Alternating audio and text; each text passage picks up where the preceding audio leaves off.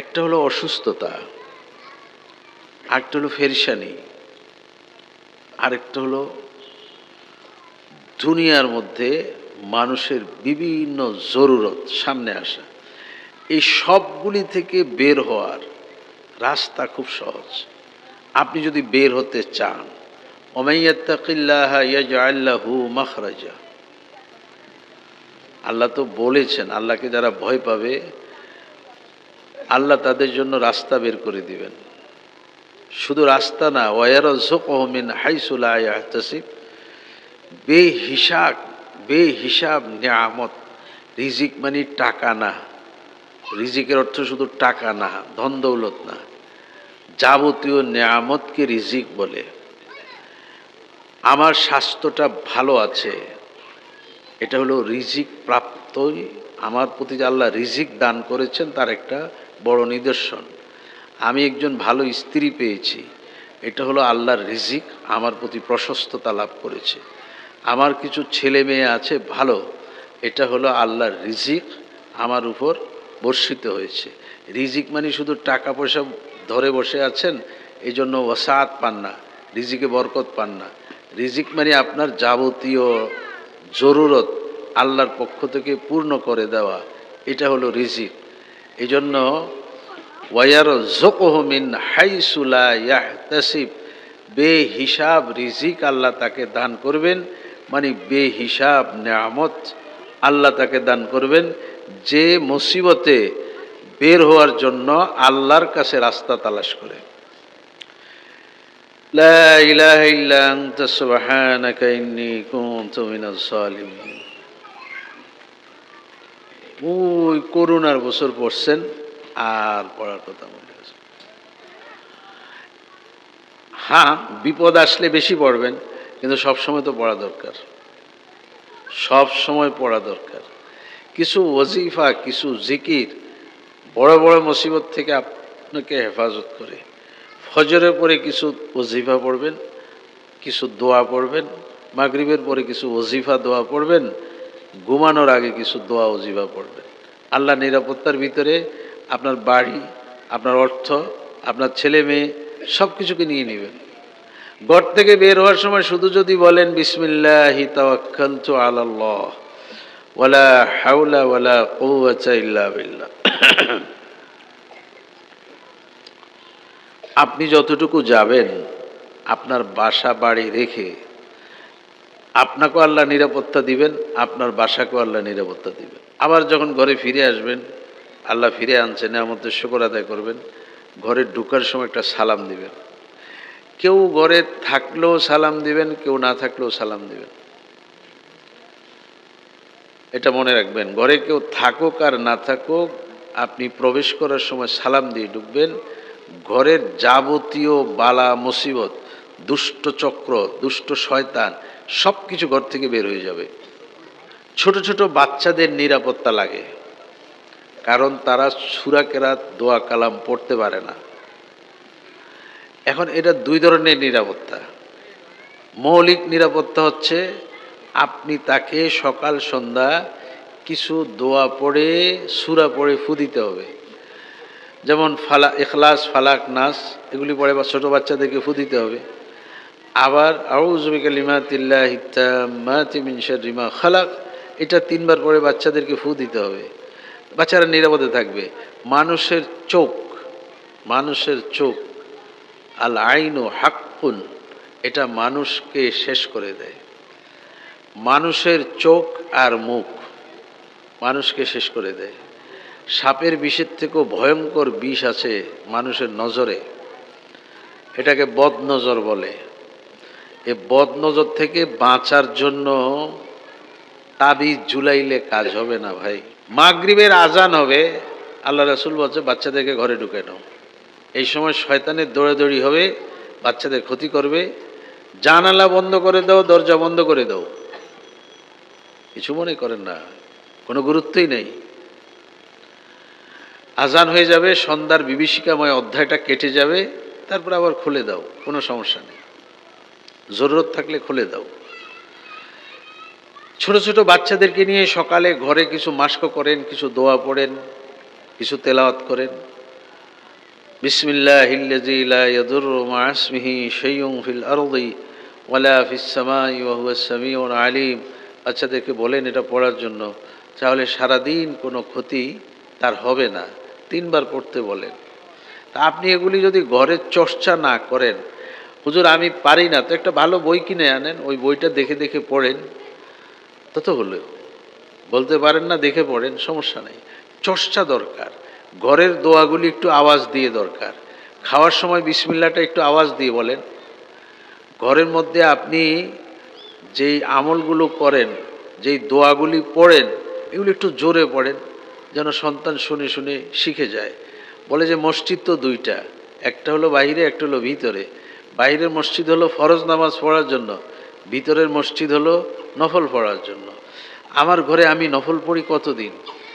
আমার ঘরে যদি আমি নফল পড়ি, আমার বাচ্চারা দেখবে, আমার সাথে উঠা বসা করবে, তারা নামাজ শিখবে। আমরা ওয়াজ শুনতে আসছি, ওয়াজের মূল বিষয়বস্তু, প্রতিপাদ্য বিষয় হচ্ছে পৃথিবীটা দুর্বল হয়ে গেছে, ক্লান্ত হয়ে গেছে, বুড়ো হয়ে গেছে, এটা আর বেশি দিন থাকবে না। তা আমি বেশি দিন বলার কে? না, আমাদের নবী সাল্লাল্লাহু আলাইহি সাল্লামই বলেছেন, আঙ্গুল দুটো উঠে বলছেন কাছাকাছি। তো কিছু আলামত প্রকাশ পেয়েছে।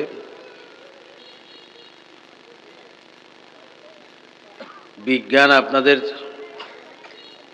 বাংলাদেশের বেশ কিছু জেলা নিয়ে কিছু কথা বলেছে, তার মধ্যে আপনাদের চাঁদপুর জেলাও আছে। এগুলি গ্রিন হাউস গ্যাস উদ্গীরণের কারণে সমুদ্রের পৃষ্ঠ উঁচা হয়ে যাবে, আইসবার্গ গলে যাওয়ার কারণে সমুদ্রের পৃষ্ঠ উঁচা হয়ে যাবে, বায়ু উষ্ণতার কারণে হিমালয়ের বরফ গলে যাচ্ছে। এই সব তথ্য মিলেয়া উপকূলীয় জেলাগুলি পানির নিচে চলে যাবে। বাংলাদেশের একটা বিশাল অংশ, এগুলি বিজ্ঞান বলে। আর ভূকম্পন এই অঞ্চলে তার কিছু নিদর্শন পাওয়া গেছে, আর কিছু কিছু ঝাঁকি আপনারা ইতিমধ্যে অনুভব করেছেন। তার অর্থ হচ্ছে বাংলাদেশের পরে হলো আপনাদের উপকূলীয় অঞ্চলগুলো আরও বিপজ্জনক। সেই হিসাবে মানুষের সচেতনতা, আমি ওদিন যেখানে ভূমিকম্পের উৎপত্তি স্থল মাধবদী, নরসিংদী, ওখানে একটা মাহফিল করেছিলাম।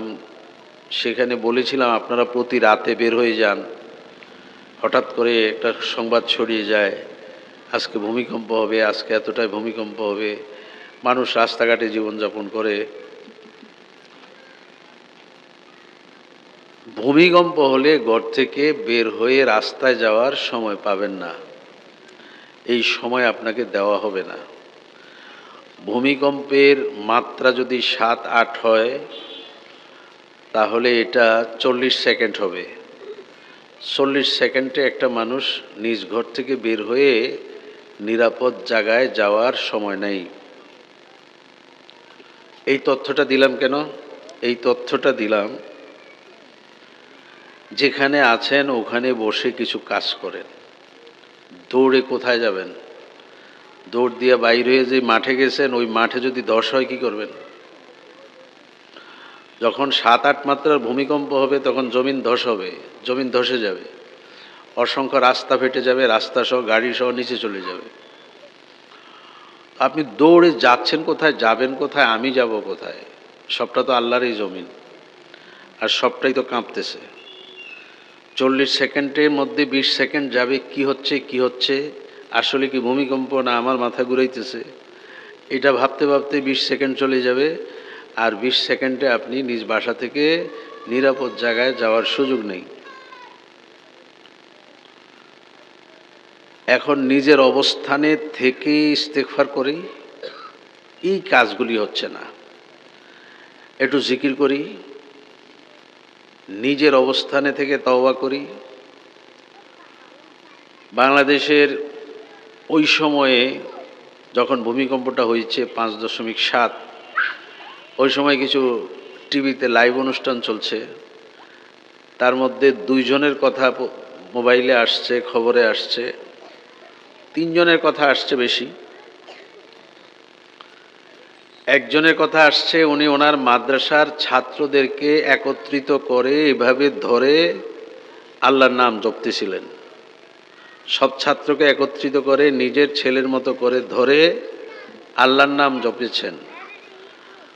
ওই হাফেজ সাহেবকে, ওই ছাত্রদের ওস্তাদকে আরেক সংস্থা উমরাতে নিচ্ছে এত ভালো দৃঢ় মজবুত চিন্তা চেতনার জন্য। আরেকজন টিভিতে লাইভ অনুষ্ঠান চলছে, দুইজন আলেম বসে আছেন, ওনারা দৌড় দেন নাই, নিজ অবস্থানে থেকেই কাঁপতেছিলেন আর আল্লাহ তাআলার নাম জপতেছিলেন, জিকির করতেছিলেন, ইস্তেগফার পড়তেছিলেন, লা ইলাহা ইল্লা আনতা সুবহানাকা ইন্নী কুনতু মিনাজ জালিমিন, এগুলি পড়তেছিলেন। মূল কাজ হবে ইস্তেগফার করা, মূল কাজ হচ্ছে আল্লাহকে স্মরণ করা। এই হালাত থেকে পরিত্রাণ একমাত্র আল্লাহই দিতে পারে। দৌড়াদৌড়ি করলে কোনো লাভ হবে না। তা আমি আয়াতের অংশবিশেষ পড়েছি এই কথা বলার জন্য, যে কোনো পরিস্থিতিতে মুমিন বের হওয়ার একটা পথ আছে, রাস্তা আছে। যেই কোনো পরিস্থিতি, যত বড় মুসিবতই হোক, মুমিনের জন্য বের হওয়ার রাস্তা আছে, অন্যের জন্য নাই। মুমিন বিচলিত কেন? মুমিন পেরেশান কেন? মুসলমান এত হাহুতাশ কেন? আল্লাহ তো নিষেধ করেছেন, লা তাকনাতু মির রাহমাতিল্লাহ, কখনো আমার রহমত থেকে নিরাশ হইও না। যে কোনো অবস্থায় থাকো, ওয়াস্তাঈনু বিস-সাবরি ওয়াস-সালাহ, আমার সাহায্য পেয়ে যাবে দুটা গুণ যদি তোমার মধ্যে আসে। একটা হলো সবর, আর একটা হলো সালাত, নামাজ। 5 ওয়াক্ত নামাজের পাশাপাশি সালাতুল হাজত। এখন সালাতুল হাজতের কথা মানুষকে বললে মানুষ বলে, হুজুর এটা নিয়ত কি, পড়ে কেমনে, কোন সূরা দিয়ে পড়ে, কিভাবে পড়তে হয়, কোন টাইমে পড়তে হয়, এত কথা জিজ্ঞাসা করে। আসলে যে কোনো সময়, হারাম 3টা সময় আছে, ওই 3টা সময় ছাড়া, যে 3 সময় মানুষ নামাজ পড়তে পারে না, এই 3 সময় ছাড়া আপনি যে কোনো সময় সালাতুল হাজত পড়তে পারেন। মসজিদে গেছেন, হয়তো 5 মিনিট দেরি আছে, আপনি 2 রাকাত নামাজ পড়েন। আপনার একটা জরুরত আছে, আপনার ছেলে অসুস্থ, আপনার মেয়ে অসুস্থ, আপনার স্ত্রী অসুস্থ, বা আপনার ছেলে বিদেশ যাবে বা চাকরি করবে বা পরীক্ষা দিবে, এই যে একটা নিয়ত করে 2 রাকাত নামাজ পড়া, এটাকে সালাতুল হাজত বলে। আল্লাহ আমাদের দেশ একটা বিপজ্জনক অবস্থানে আছে। ভূমিকম্পের কথা বারবার বলা হচ্ছে। আপনার সব ক্ষমতা আছে, আপনি এই বিপদ থেকে জমিনকে হেফাজত করেন, এজন্য 2 রাকাত নামাজ পড়েন, এটাকে সালাতুল হাজত বলে। তো আমি নরসিংদীতে বলতেছিলাম, ভাই সালাতুল হাজত পড়েছেন কে? আল্লাহর এক বান্দা পাওয়া গেল না যে সালাতুল হাজত পড়েছে। তো বলেন বিপদ কাটবে কিভাবে, বিপদ যাবে কিভাবে? যিনি জমিনকে এখন স্থির রেখেছেন, যিনি জমিনকে কম্পমান করেন, যিনি আবার স্থির করেন, তার লগে কোনো কানেক্ট নাই, যোগাযোগ নাই, ইস্তেগফার নাই, তওবা নাই, নামাজ নাই, কোনটাই নেই। আপনারা দেখেন, এখন তো সবাই মোবাইল দেখেন, খবর দেখেন, কি কি আবিষ্কার, কি কি কথা, কিন্তু মূল কথাটা কেউ বলে না। মূল কথা মানুষ বলে না এখন 2 কারণে। টিভিতে যদি কোনো সঞ্চালক ইসলামী কোনো শব্দ ব্যবহার করে, তাকে ভিন্ন ট্যাগ দেওয়া হয়, ভিন্ন শব্দে তাকে নির্বাচিত করা হয়, তাকে বোঝানো হয় সে তো অন্য মাইন্ডের লোক, তাকে আর এই শোতে নেওয়া যাবে না। মানুষ নামাজ পড়ে না, নামাজ বিভিন্ন ট্যাগের ভয়ে। মানুষ দাড়ি রাখে না, টুপি রাখে না। এটা যে কত বড় একটা কৌশলে মানুষকে পিছানো হচ্ছে, না আমি চর্চা করেছি, না আলোচনা করেছি। এটা তো একটা একটা দূর থেকে একটা পরিচালিত শব্দ। এগুলি মৌলবাদ, জঙ্গিবাদ, এই শব্দগুলি তো আমাদের দেশের না, এগুলি তো অনেক দূর থেকে এনে আপনাদের সাথে সেট করা হয়। তো ভাই 2জন মানুষ দেখেছি, ওনারা নিজ অবস্থানে থেকে আল্লাহর নামে জিকির করেছেন। কোনো আল্লাহর বান্দা বলেছেন হয়তো ওনাদের এই দৃঢ়তা আল্লাহর প্রতি আস্থার কারণে আল্লাহ এই বাংলাদেশে বড় ধরনের ক্ষয়ক্ষতি থেকে আল্লাহ হেফাজত করেছেন। একজন মানুষকে আল্লাহ কেন্দ্র করে লাখ মানুষকে খাওয়ান, একজন মানুষকে কেন্দ্র করলে আল্লাহ হাজার মানুষকে মুসিবত থেকে হেফাজত করেন। তো এরকম মজবুত থাকা বিপদে, আমি আপনাদের কাছে কয়েকটা বিষয় বলি। একটা হলো অসুস্থতা, আরেকটা হলো পেরেশানি, আরেকটা হলো দুনিয়ার মধ্যে মানুষের বিভিন্ন জরুরত সামনে আসা। এই সবগুলি থেকে বের হওয়ার রাস্তা খুব সহজ। আপনি যদি বের হতে চান, ওমাইয়াত্তাকিল্লাহা ইয়াজআল লাহু মাখরাজা, আল্লাহ তো বলেছেন আল্লাহকে যারা ভয় পাবে আল্লাহ তাদের জন্য রাস্তা বের করে দিবেন। শুধু রাস্তা না, ওয়ায়ারযুকহু মিন হাইসু লা ইয়াহতাসিব, বেহিসাব নিয়ামত। রিজিক মানে টাকা না, রিজিকের অর্থ শুধু টাকা না, ধন দৌলত না, যাবতীয় নিয়ামতকে রিজিক বলে। আমার স্বাস্থ্যটা ভালো আছে, এটা হলো রিজিক প্রাপ্তই, আমার প্রতি যে আল্লাহ রিজিক দান করেছেন তার একটা বড় নিদর্শন। আমি একজন ভালো স্ত্রী পেয়েছি, এটা হলো আল্লাহর রিজিক, আমার প্রতি প্রশস্ততা লাভ করেছে। আমার কিছু ছেলে মেয়ে আছে ভালো, এটা হলো আল্লাহর রিজিক আমার উপর বর্ষিত হয়েছে। রিজিক মানে শুধু টাকা পয়সা ধরে বসে আছেন এই জন্য ওয়াসাত পান না, রিজিকে বরকত পান না।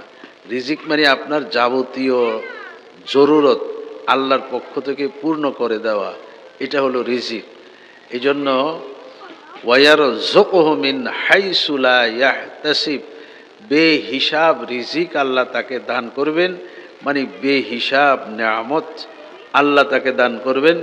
যে মুসিবতে বের হওয়ার জন্য আল্লাহর কাছে রাস্তা তালাশ করে। লা ইলাহা ইল্লা আনতা সুবহানাকা ইন্নী কুনতু মিনাজ জালিমিন। ওই করোনার বছর পড়ছেন আর পড়ার কথা মনে আছে। হ্যাঁ, বিপদ আসলে বেশি পড়বেন, কিন্তু সবসময় তো পড়া দরকার, সব সময় পড়া দরকার।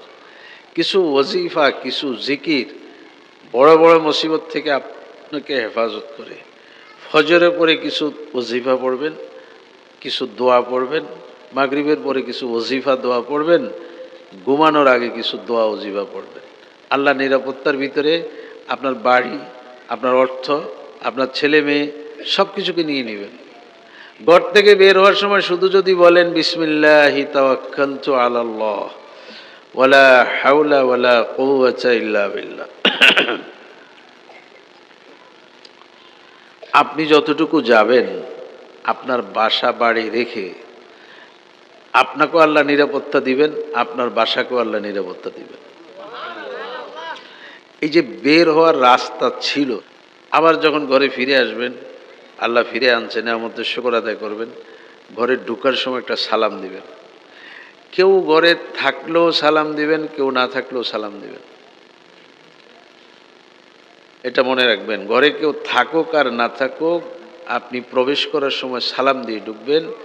ঘরের যাবতীয় বালা মুসিবত, দুষ্ট চক্র, দুষ্ট শয়তান সব কিছু ঘর থেকে বের হয়ে যাবে। এই যে নিরাপত্তাগুলি বুঝেন, কত সহজ সহজ নিরাপত্তা।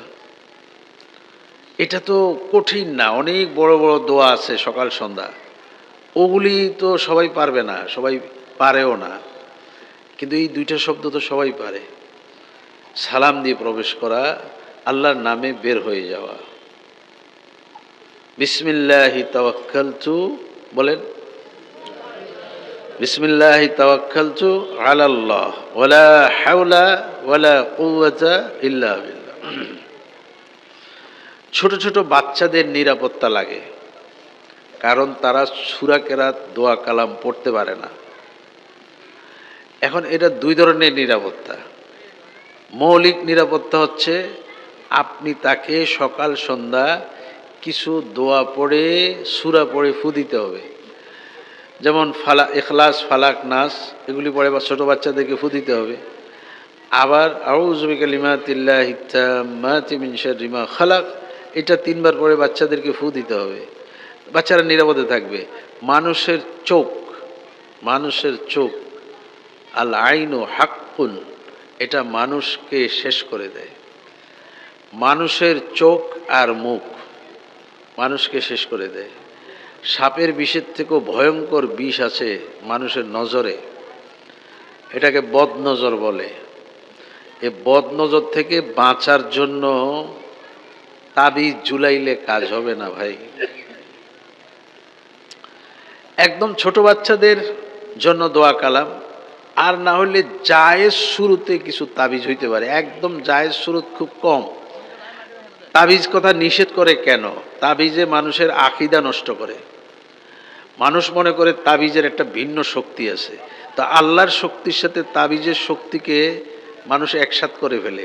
এই জন্য আরব দেশের মানুষ তাবিজকে শিরিক বলে। তো ছোট বাচ্চাদেরকে দেওয়া যেতে পারে শর্ত সাপেক্ষে, কিন্তু বড়রা আমরা কেন তাবিজ পড়ব? আমরা সূরা কালাম পড়ব, দোয়া পড়ব, আল্লাহর নিরাপত্তার মধ্যে আমরা থাকব। আমাদের কেন তাবিজ? আমাদের তো তাবিজ ঝুলানোর কোনো যুক্তি নেই। তো মোহতারাম, বলার উদ্দেশ্য হচ্ছে মানুষের নজর থেকে বাঁচার জন্য। আমার এক ভাই, এখন আসার পরে আপনাদের মাদ্রাসায় বসেছিলাম, এক ভাই এসে বলতেছেন ওনার বাচ্চা অসুস্থ, হঠাৎ করে কথা বলে না, কীরকম হাবাগোবা হয়ে আছে একটু, তো উনি একটু পানি পড়া চাচ্ছেন। আমি ওনাকে বুঝে গেছি আলহামদুলিল্লাহ কি সমস্যা, তো ওনাকে ওইভাবেই পানি পড়া দিয়েছি। তার অর্থ হচ্ছে বাচ্চাটার প্রতি একটা বদদৃষ্টি পড়েছে। বদদৃষ্টি মানুষের পড়েছে, মানুষের মানে আপনজনের পড়েছে। আপনজন মানে মাঝে মাঝে আমার দৃষ্টিও আমার সন্তানের উপরে বিপজ্জনক হয়ে যেতে পারে, মাঝে মাঝে মায়ের দৃষ্টিও সন্তানের উপর বিপজ্জনক হয়ে যেতে পারে, মাঝে মাঝে একদম নিজের কাছের মানুষের দৃষ্টি।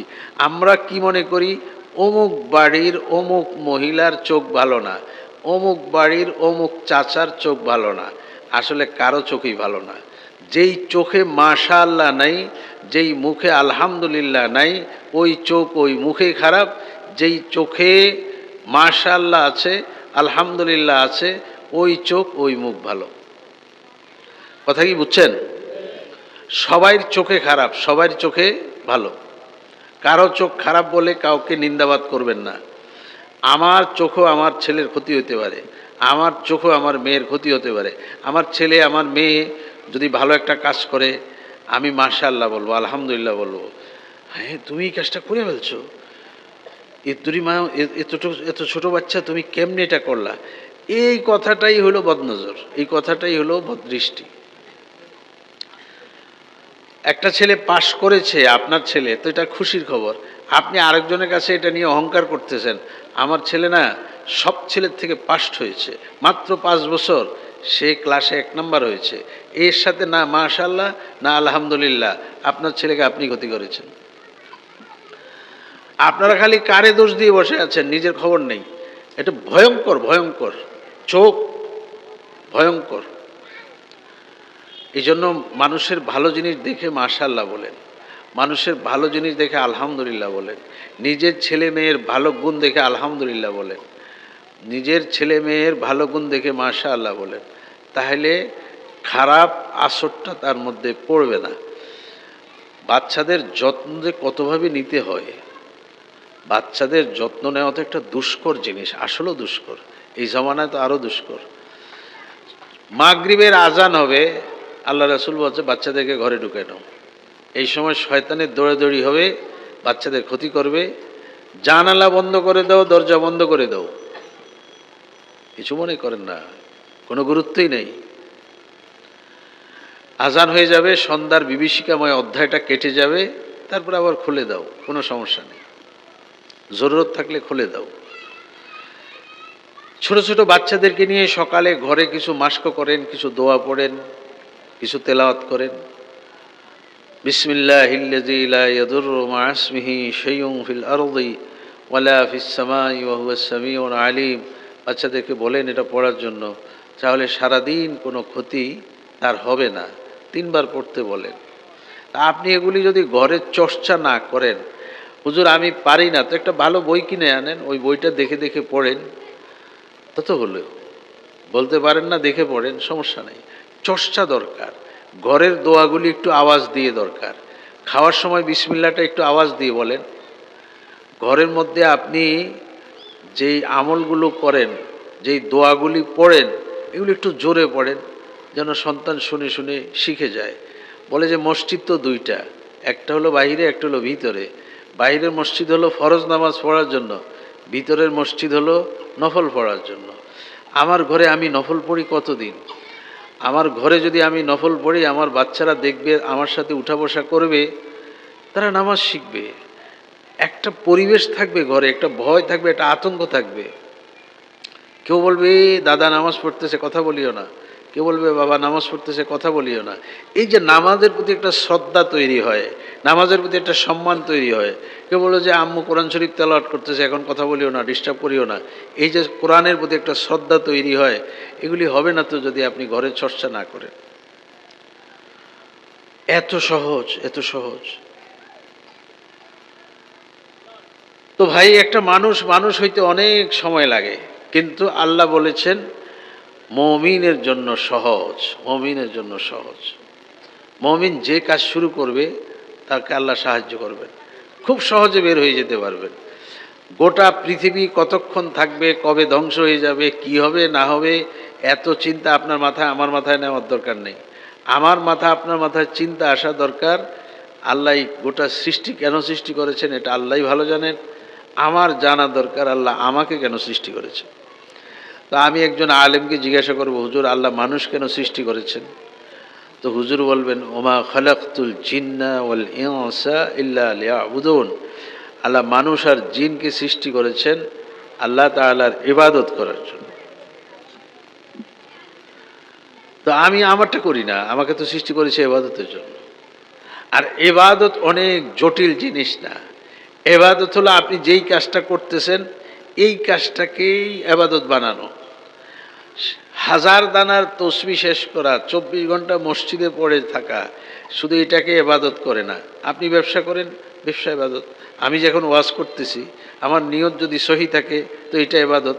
আপনারা ওয়াজ শুনতেছেন, আপনাদের নিয়ত যদি সহি থাকে তো আপনাদের এটা ইবাদত। যারা জমিনে কাজ করেন, আপনার নিয়ত যদি সহি থাকে, আল্লাহর নামে এখানে ফসল লাগাবো, এই ফসল থেকে অনেক ফসল হবে, ওই ফসল আমি খাবো, আল্লাহর বান্দারা খাবে, এই নিয়ত করেন, তাহলে তো ওই পুরা জমিনের কাজ আপনার সওয়াব হয়ে গেল। প্রত্যেকটা কাজকে আমল বানানো, আল্লাহ রাসূলের তরিকায় করা। জমিনের ফসলের কথা যেহেতু আসছে বলি, এখন অনেকের জমিন থাকে ফসল করে না, তো জিজ্ঞাসা করা হয় ফসল করেন না কেন? আমার পোষে না। পোষে না মানে যে পরিমাণ খরচ হয় এই পরিমাণ অর্থ আসে না। আপনি এটা চিন্তা করলে তো হবে না। আল্লাহ রাসূল সাল্লাল্লাহু আলাইহি সাল্লাম বলেছেন, তোমরা জমিনকে অনাবাদি রাখিও না, জমিনে ফসল লাগাও। এখানে শুধু তোমার রিজিক না, এখানে অসংখ্য মাখলুকের রিজিক আছে। আপনি কেন শুধু আপনার চিন্তা করলেন? এখান থেকে পশু খাবে, পাখি খাবে, কত ধরনের জানোয়ার। এখান কেউ মধু নিয়ে যায় আপনার গাছের ফুল থেকে, আপনি জানেন না। কেউ এই ফুল থেকে খানা নিয়ে যায়, আপনি জানেন না। কেউ এই ফুল থেকে, এই গাছের চামড়া থেকে, পাতা থেকে রস খেয়ে বেঁচে যায়, আপনি জানেন না। কোনো পাখি এসে এখান থেকে কিছু ফসল খায়। কোনো মানুষ একা ফসল খায় না, অসংখ্য মাখলুক এই ফসলের মধ্যে জড়িত। তা আপনার পোষে না বলে যে রেখে দিছেন, কত হাজার মাখলুকের রিজিক আপনি নষ্ট করেছেন, কত মানুষের রিজিক নষ্ট করেছেন। পোষে না বলবেন কেন? এটা আপনার দায়িত্ব, পোষক আর না পোষক এটা কাজ। অনাবাদি জমি রাখা যাবে না, তো নিষেধ করা হয়েছে। হয় আপনি করেন, না হলে যারা করে তাদের কাছে ভাড়া দিয়ে দেন। এগ্রিমেন্ট না, এগ্রিমেন্ট না, ভাড়া দিবেন। এগ্রিমেন্ট জায়েজ নেই। আচ্ছা, ভাড়া দিবেন, 1 বছর তুমি আমাকে এত টাকা দাও, তুমি আমার জমিনে ফসল করে খাও, এটা বৈধ। বাকিগুলি ঝামেলা। তো নিজেই করেন না, এত এত ভদ্র হওয়ার তো দরকার নেই, এত ভদ্রই লাভ নেই। আমি ওয়াজে বলি যে ঘরে মোরগ পালেন, ঘরে কেউ জিকির করে না এখন, মোরগ থাকলে তো ঘরে জিকির করে। আমাদের নবী সাল্লাল্লাহু আলাইহি সাল্লাম বলেছেন, রাতা যেটা রাতা মোরগ, এটারে তোমরা গালি দিও না, কারণ এটা আল্লাহর জিকির করে, মানুষকে ঘুম থেকে উঠায়, পুরা বাড়িকে আল্লাহর নামে জিকিরে একেবারে আন্দোলিত করে রাখে। দেখেছেন একটা মোরগ পুরা বাড়িতে জিকির করে, আমি ঘুমাই ও তো জিকির করে। এই যে একটা লাভ ছিল আপনার, এই লাভটা করলেন না আপনি, আপনি ভদ্র হয়ে গেছেন, এখন মোরগ পালেন। বলে হুজুর এখন মোরগ মানুষের ক্ষতি করে না। ভাই আমি সব বুঝে শুনেই বলি, ছোট পরিসরে করেন, এখন ভালো ভালো জালি আছে, জালি কিনে জালির ভিতরে রাখেন, ছোট জায়গার ভিতরেও মোরগ পালন করা যায়। তাহলে আপনি ইচ্ছাই তো নাই, আপনার ইচ্ছাই তো নাই, ইচ্ছা থাকলে তো হবে। পৃথিবীতে এখন সবচেয়ে দামি শব্দ কোনগুলি জানেন? ন্যাচারাল, অর্গানিক, প্রাকৃতিক, এই শব্দ এখন খুব বাজারে চলছে। কিছু বেচতে গেছে, কিছু বিক্রি করতে যাবেন, জিজ্ঞাসা করবে এটা অরিজিনাল কিনা, অর্গানিক কিনা, ন্যাচারাল কিনা। আপনি যদি এগুলি বলতে পারেন এটা ন্যাচারাল, এটা অর্গানিক, এটা প্রাকৃতিক, এটার মধ্যে সার নাই, এটার মধ্যে কীটনাশক নাই, এটার মধ্যে কোনো হাইব্রিড, কোনো প্রয়োজন, কোনো কিছু এখানে পুশ করা হয় নাই, একবারে ন্যাচারাল, তো কব তাইলে এটা আমারে দাও। এই ন্যাচারাল খুঁজতেছে মানুষ এখন। কেন ন্যাচারাল খুঁজতেছে? জানে বাকিগুলি বিপজ্জনক। তা আপনি একটা ন্যাচারাল মোরগ আপনার বাড়িতে রাখেন, পালেন, নিজে খান না, এটা ভালো। নিজে একটা নিজের বাড়ির মোরগের একটা ডিম তো ভালো।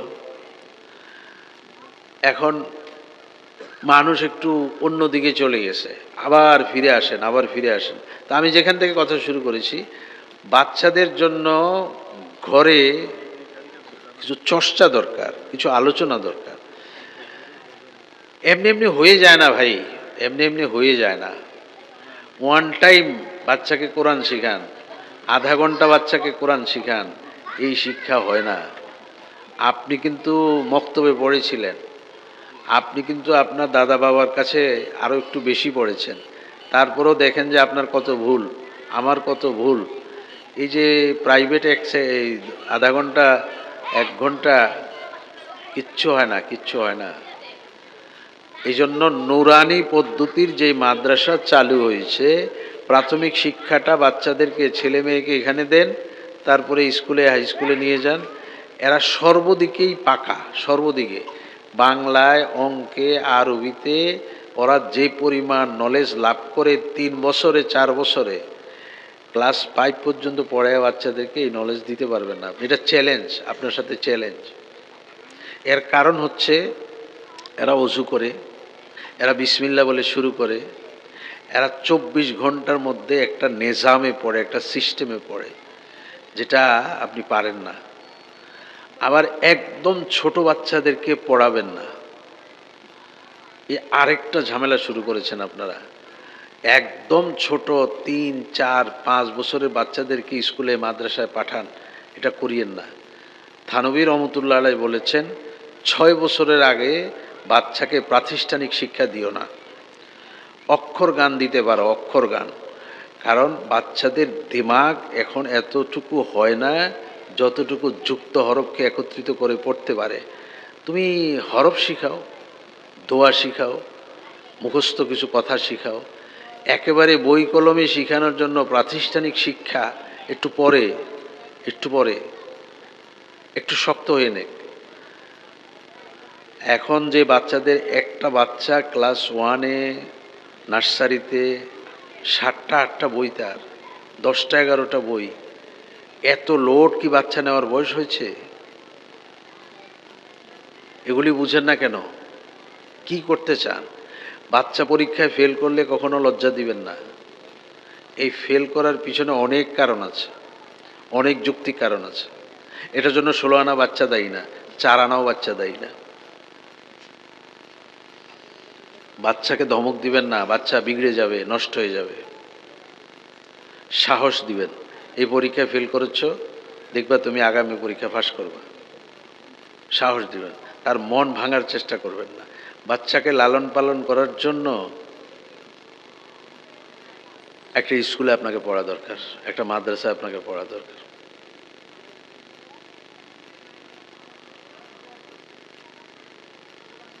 বাচ্চাকে খেলার ছলে শিখান,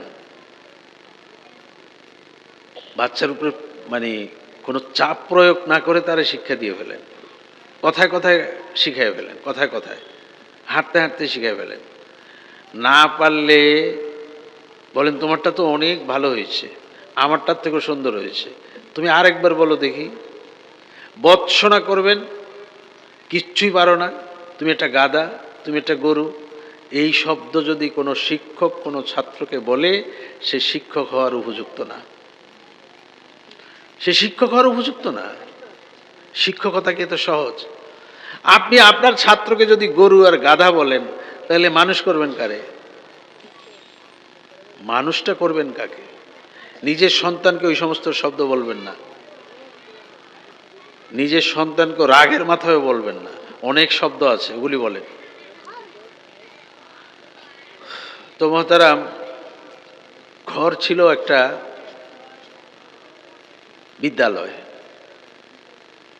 ঘর ছিল প্রাথমিক বিদ্যালয়।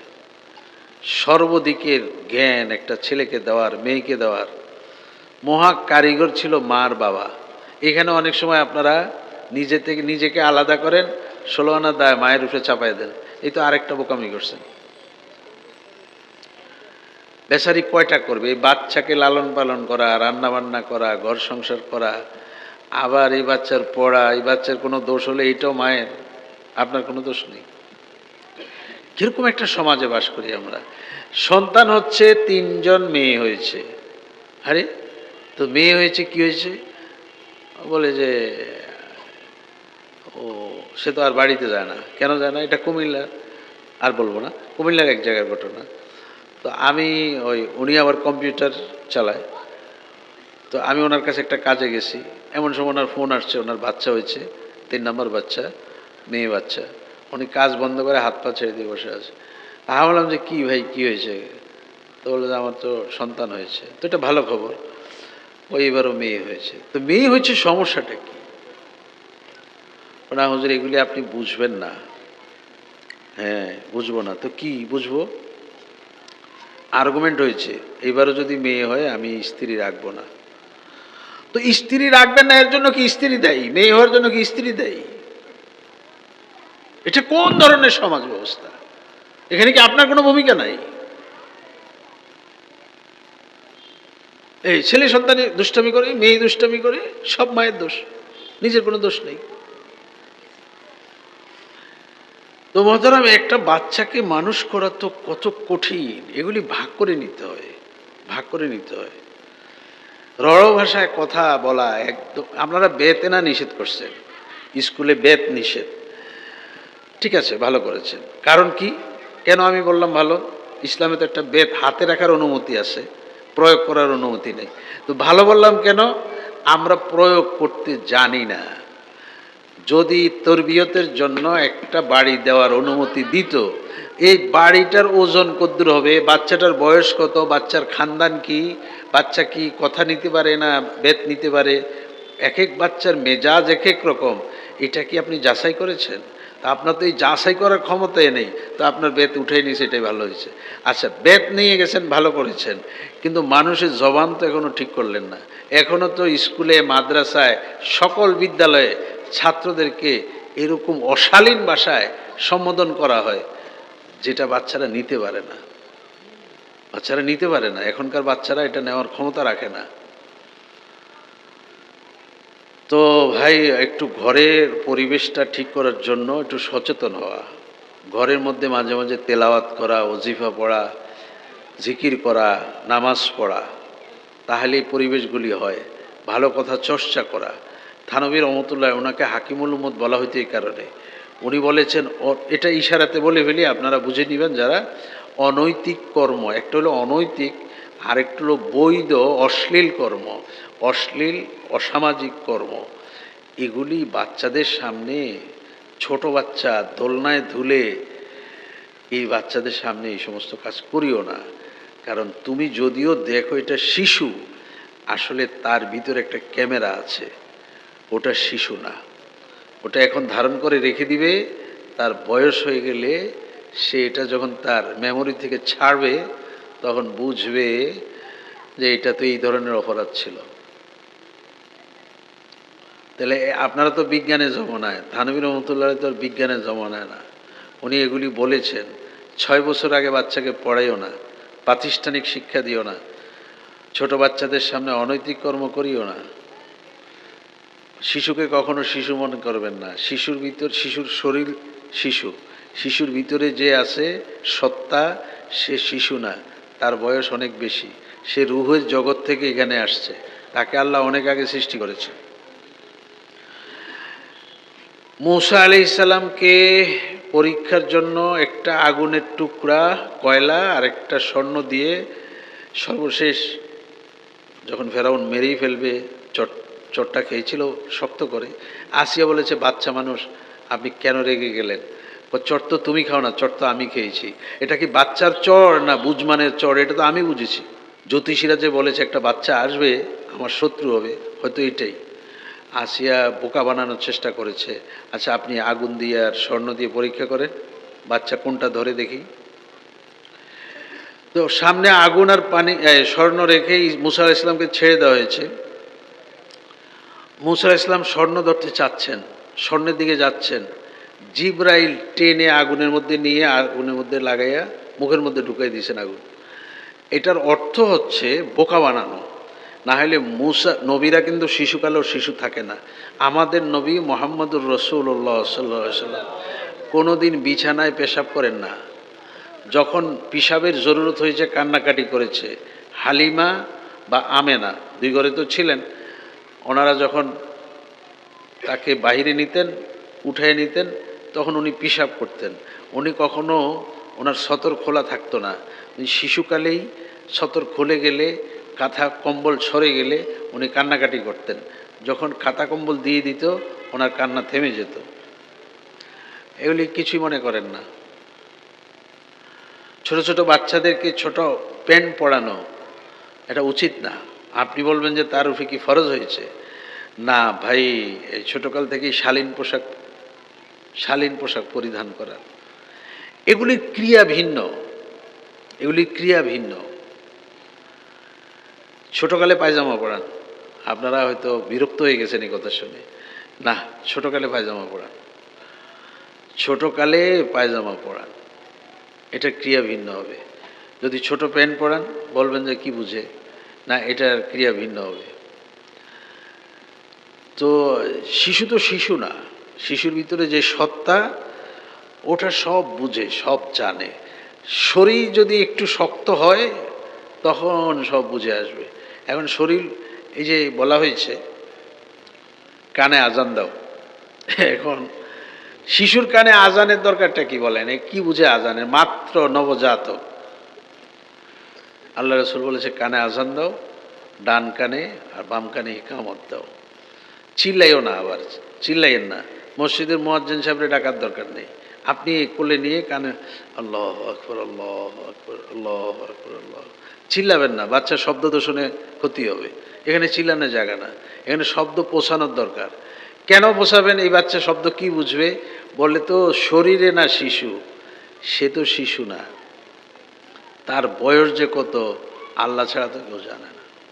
আত্মা রুহের জগৎ থেকে রেহেমের জগতে, রেহেমের জগৎ থেকে এখন দুনিয়াতে আসছে, তার বয়স তো অনেক হয়েছে। তো হাতারাম সে আজান বুঝে, আজান বুঝে, আজান বুঝে না যে এরকম না, আজান বুঝে।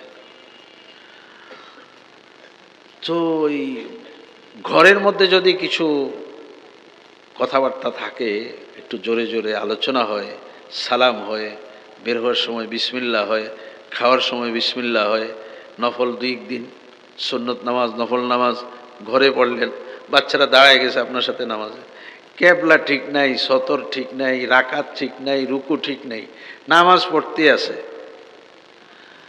আল্লাহ রাসূল বলেছেন আল্লাহ তাআলার কাছে এই বাচ্চা যখন নামাজ পড়ে ফেরেশতারা যায়, আল্লাহ তোমার ওরকম ছোট বাচ্চা বান্দা নামাজ পড়ছে, সওয়াব কি করো? লেখো। তার তো বালাম বই নাই, আমল নামা এখনো চালু হয় না, সে তো বাচ্চা শিশু, ও তারটা চালু না হইলে এই সওয়াবটা তার মা আর বাবার নামে লিখে দাও।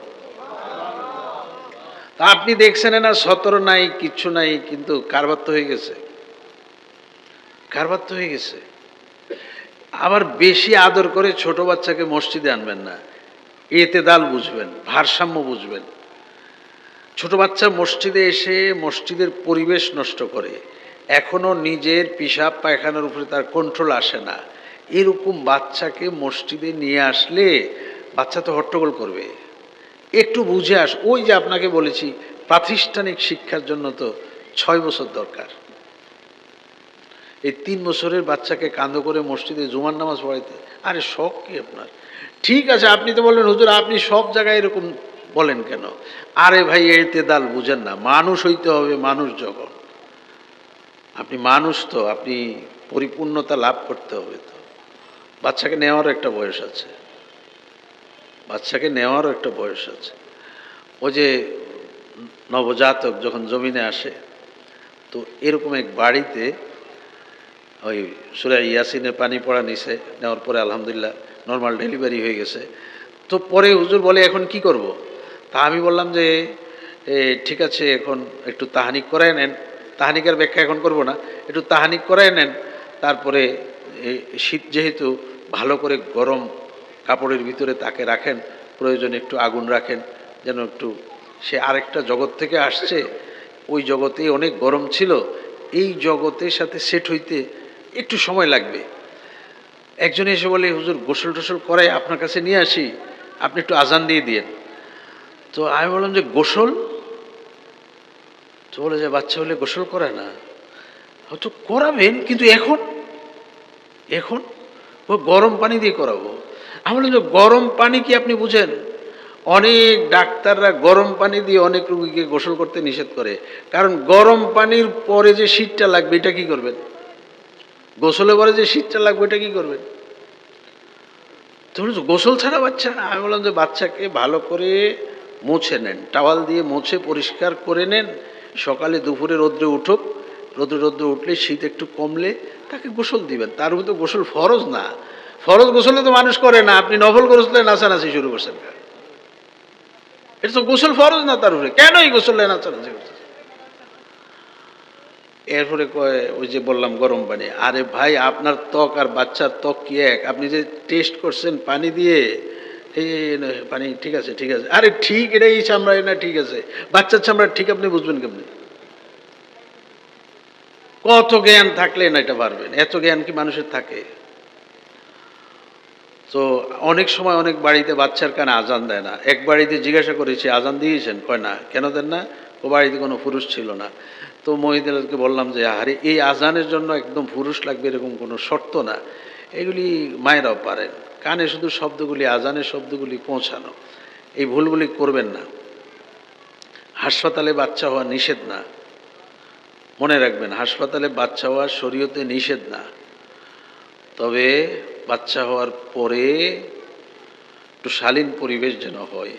আমি যতটুকু জানি অনেক অশালীন পরিবেশে বাচ্চা জন্মগ্রহণ করে। আর বেশি বললাম না, এখানে বিভিন্ন ধরনের মানুষ আছেন, বিপরীত বিপরীত ডাক্তারও নাকি থাকে। এটা শুনে তো আমি অবাক হয়ে গেছি, এটা কেমনি সম্ভব? এটা কেমনি সম্ভব? এটা কি করেন আপনারা? আচ্ছা, সিজার এক জিনিস, নর্মাল ডেলিভারি আরেক জিনিস। কোনো মানুষের সিজার দরকার নাই, কোনো মানুষের সিজার দরকার নেই যদি রুগী পক্ষ আর ডাক্তার এক থাকে। রোগী মা আর কি, মায়ের অভিভাবক, স্বামী হোক, মায়ের বাবার দিক হোক, শ্বশুরের দিক হোক, সব যদি পাক্কা আল্লাহর নিজামে, আল্লাহর নিয়মে, আল্লাহর সময়ে বাচ্চা দুনিয়াতে পাঠাবেন, এই কথার উপরে যদি ঈমান ইয়াকিন থাকে, কারো সিজার লাগবে না। শুধু শুধু আমাদের অস্থিরতা। ও হুজুর, কি বাচ্চা তো পেটে, বাথরুম করে সব এলোমেলো করে ফেলেছে। আরে তোমার এটা দেখতে বলছে কে? কি করছে না করছে এটা তোমার দেখার দরকার কি? না করছে এটা কি ওই জগৎ নাকি এটা আরেক জগৎ না? এই জগৎ থেকে ওই জগতে চাইতে গেছো কেন? গ্লাস লাগাইছে, 9 মাস পালতে আছে, এটা হয় না এখন, এই 2 দিনের লেগে হয় না। আচ্ছা, তো মহতারাম, এগুলি অনেক ভ্রান্তির শিকার হয়ে গেছেন আপনারা অনেক। এটা তো দেখুন, এই উজানি মাদ্রাসায় থাকি আমি, একটা বাচ্চা নিয়ে আসছে এরকম করে, একটু দোয়া করে দেন। কি বাচ্চাটা বড় হচ্ছে না। তো বাচ্চা বড় হবে না, বাচ্চা তো মনে হচ্ছে ডেটের আগে ডেলিভারি হয়েছে। সিজার তো হয়েছে ঠিক আছে, কিন্তু ডেটের আগে সিজার হয়েছে। আমরা কথা না বললে তো আরও বিপদে পড়বেন, কথা বলেন। আমি বললাম ডাক্তার যে সময়কাল দিয়েছে একটা তো দেয়, এটা স্বাভাবিক। তার আগে আপনারা বিভিন্ন কারণে 15 দিন 20 দিন আগে, 1 মাস আগে তার সিজার করাইছেন। কেন? ও বাচ্চার মা অস্বস্তি বোধ করতেছিল, আর একটা কি জানি বললো, তার ফ্যামিলির কারা বিদেশ চলে যাবে কি একটা, তো এটা কে দেখবে, এই জন্য সিজার করাইছে। আচ্ছা শুনেন, এগুলি কোনো আজগুবি খবর না, এগুলি শত শত ঘটনা। তো কি করব, আমি বললাম যে একটা কাজ করেন, এই বাচ্চাটাকে মায়ের পেটে আবার দিয়ে আসেন, ওখানে তার যে পরিপক্কতা হওয়ার কথা ওটা হলে আবার আসলে এটা ঠিক হবে, না হলে এটা আর ঠিক হবে না। আচ্ছা, এই কথাটা বোঝার জন্য একটা কথা বলি। একজনের সিএনজি অ্যাক্সিডেন্ট করে এই বাটিটা চূর্ণ হয়ে গেছে, পায়ের বাটিটা। তো উনি এক হাসপাতালে, নাম বললাম না, এক হাসপাতালে 1 মাস ছিলেন। তো ওনার এটা সুস্থ হয় না, ঢাকাতে গেছেন। তো ওনার যেই অপারেশনটা হয়েছে, অপারেশনটা খুলে ডাক্তার বাটির চূর্ণগুলোকে লাগাইতেছেন। তো লাগাই দেখে যে একটু অংশ খালি। তো বললো যে আর কই? আগের ডাক্তাররা যেগুলি গুঁড়া হয়ে গেছে, ছোট ছোট টুকরো হয়ে গেছে, এগুলি ফালাই দিছে। আরে এগুলি না হলে এখন এখানে কি এই হাড্ডির চূর্ণ কি বাজারে ওষুধের দোকানে বিক্রি হয়? আমাদের কাজ হচ্ছে এগুলি যেভাবে ছিল এভাবে দিয়ে আল্লাহর উপরে ভরসা করা, আল্লাহ আবার জোড়া লাগাই দিবে। আপনারা ফালাই দিয়েছেন, কারণ ফালাইলে ভাবুক কই?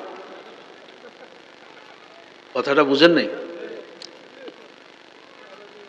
কি যে করে, মায়ের পেটে যতদিন থাকার কথা এতদিন থাকতে দেন না, তার আগেই সিজার।